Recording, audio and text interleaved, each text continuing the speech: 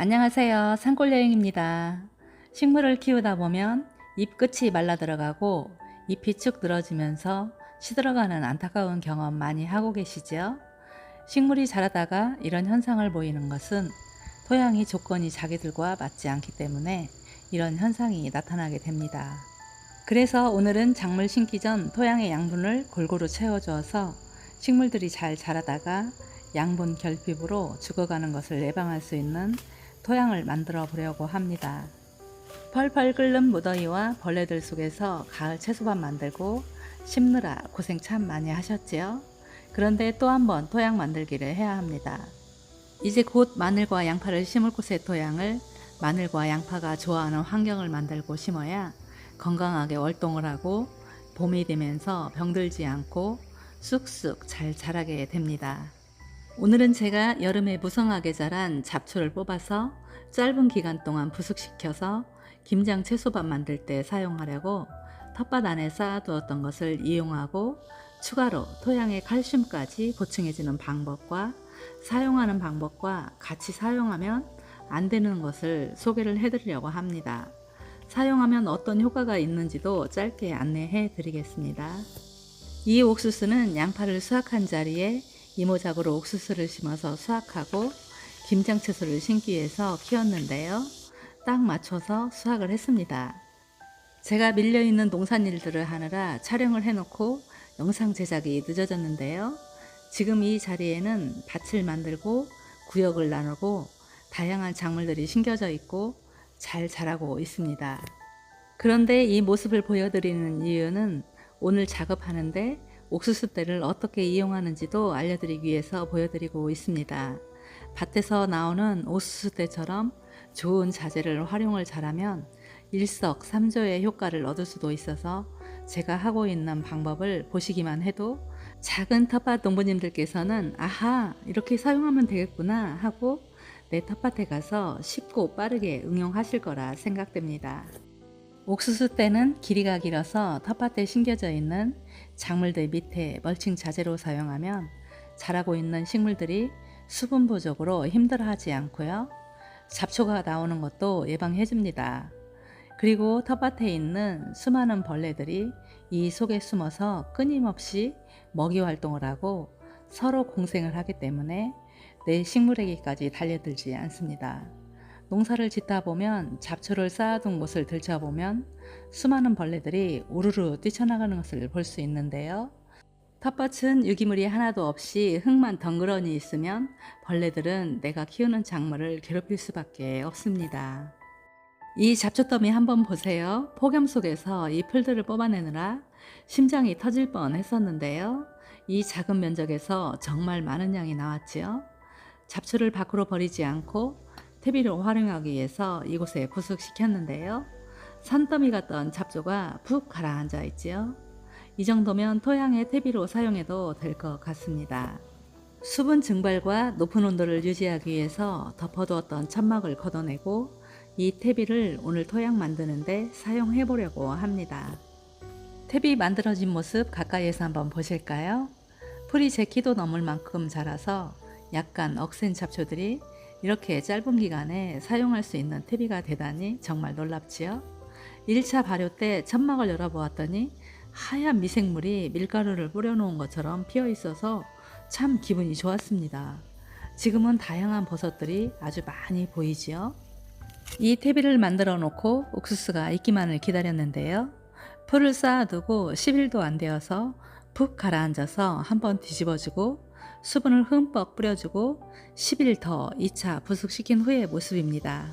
산더미 잡초가 이 정도 퇴비로 바뀌는데 걸린 기간이 20일쯤 걸린 것 같습니다. 그런데 잡초를 쌓아놓고 비 오는 날이 많아서 제가 예상했던 것보다 늦게 부숙되었는데요. 날씨가 좋고 기온이 더 높았다면 더 빠르게 퇴비로 만들어졌을 거랍니다. 호미로 살짝 파보면 하얀 미생물들이 많이 피어 있고요. 질긴 잡초들이 뚝뚝 끊어집니다. 미생물들이 열심히 일을 했나 봅니다.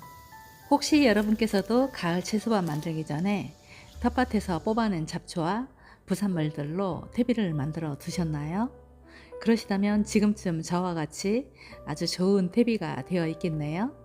이제 그럼 공짜로 만들어진 퇴비 사용해 볼까요?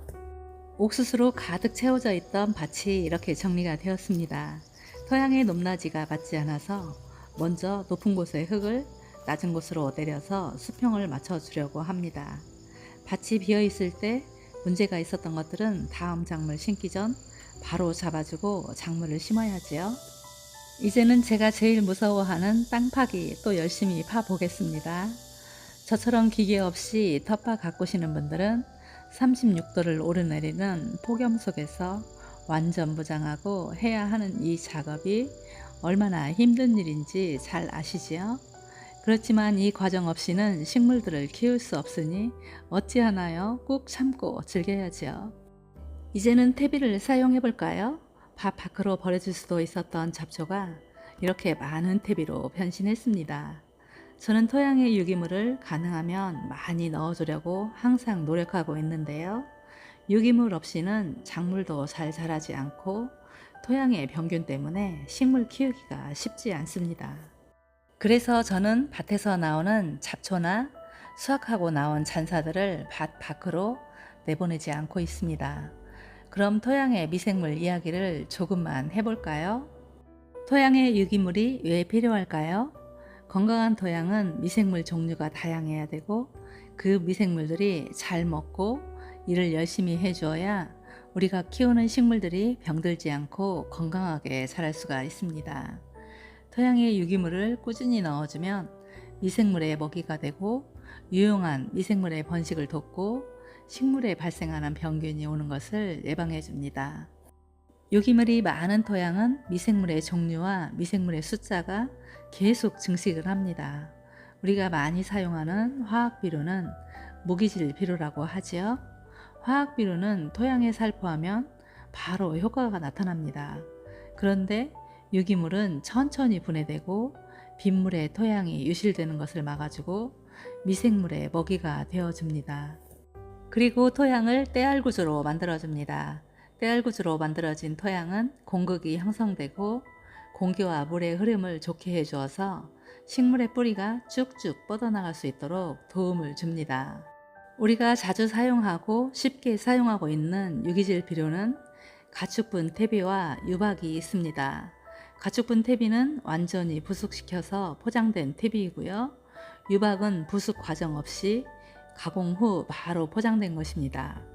가축분 퇴비는 토양 개량 효과가 아주 큽니다. 유박은 질소, 인산, 칼리가 골고루 들어있어서 식물 양분 공급에 아주 효과가 좋습니다. 유박과 가축분 퇴비는 장단점이 있는데요. 저는 퇴비는 듬뿍 넣고 유박은 약간만 사용하는 방법으로 식물을 재배하고 있습니다. 유기물 이야기를 하는 동안 퇴비를 밭 전체에 고르게 가져다 놓았는데요. 사용하기 전에는 퇴비의 양이 작은 것 같았는데 꽤 많은 양이었나 보네요. 잡초로 만든 퇴비를 밭 전체에 깔고 보았더니 약간 부족한 것 같아서 농협 퇴비를 2포대를 추가로 살포했습니다. 그리고 화학비료 대신 유박을 살포했는데요. 화학비료를 사용하시는 분께서는 유박 대신 복합비료를 사용하셔도 됩니다. 그리고 이번에 사용하는 재료는 님 유박입니다. 밭 전체에 흩뿌려주면 비료 효과도 있고요. 토양 살충 효과와 살균까지 도와주어서 새로운 작물 심기 전 토양 만들 때 사용하고 있습니다. 그리고 붕사도 살짝 뿌려주었답니다. 마지막으로 사용할 재료는 석회고토입니다. 석회고토도 살짝 뿌려줍니다. 이제 곧 마늘밭을 만들고 마늘 심을 준비를 해야 되는데요. 마늘을 재배하는 농가에서는 마늘 파종 전 석회고토를 뿌리면 마늘이 단단해지고 병해충이 강해져서 품질이 좋아진다고 합니다.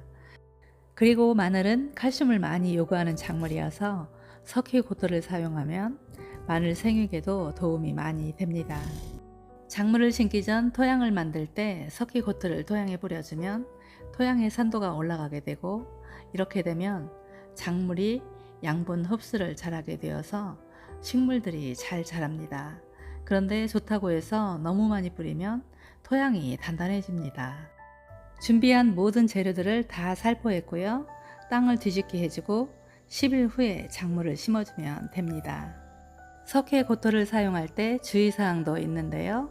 복합 비료와 함께 뿌리면 안 됩니다. 석회 고토는 질소와 만나면 암모니아 가스를 발생시킵니다.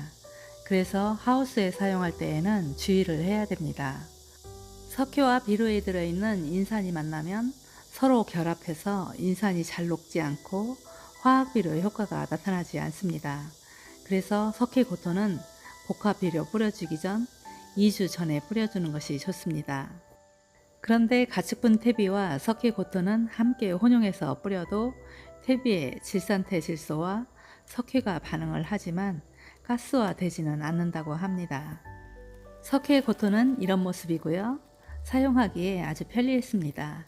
석회 고토의 특징과 효과가 알아두시면 도움이 되실 것 같아서 제가 표지에 적혀 있는 내용들을 읽어드리겠습니다. 석회 고토의 특징과 효과. 첫 번째, 화학비료 과다시비로 산성화된 토양을 작물 재배가 적합한 중성 토양으로 개량하는 효과가 있습니다.